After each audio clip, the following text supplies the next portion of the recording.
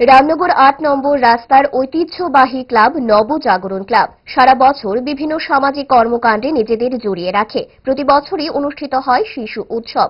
তারই অঙ্গ হিসেবে এই বছরও শনিবার থেকে শুরু হলো দুদিন ব্যাপী শিশু উৎসব।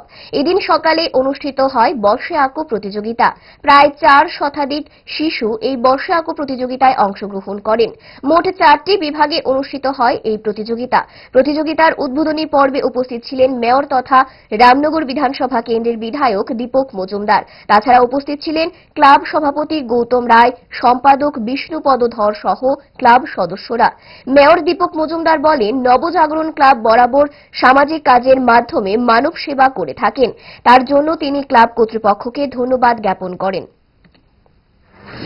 প্রথমে আমাদের নবজাগরণ সংঘ তথা এমডি ক্লাব হিসেবে যে পরিচিত আগরতলা শহরে পরিচিত ক্লাব ধন্যবাদ জানাই যে এই ধরনের একটা অনুষ্ঠান তারা আয়োজন করার জন্য, বিশেষ করে শিশু উৎসব সামনে রেখে দুদিনব্যাপী তাদের যে অনুষ্ঠান বর্ষাগত প্রতিযোগিতা, নৃত্য, গান এবং শিশুদের মধ্যে যে সকল সুপ্ত প্রতিভা আছে তাদেরকে মঞ্চে দিয়ে তাদের বিকাশ এবং প্রসার করা বা সমৃদ্ধ করার একটা জায়গা কিন্তু এই ধরনের উৎসব।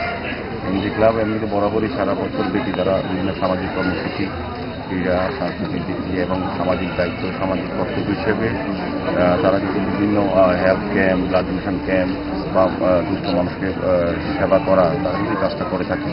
আমি এমডি ক্লাবের যেখানে সভাপতি, সেক্রেটারি যারা আছেন এবং কর্মকর্তারা যারা, তাদেরকে ধন্যবাদ জানাই। তারা সারা বছরই কাজ করে থাকেন এবং এই এলাকার উন্নয়নে আমাদের আগরতলা কর্মীগণ সরকারকে বিভিন্ন সহযোগিতা করেন। বিভিন্ন গঠনমূলক কাজে ওদেরকে আমরা পাই।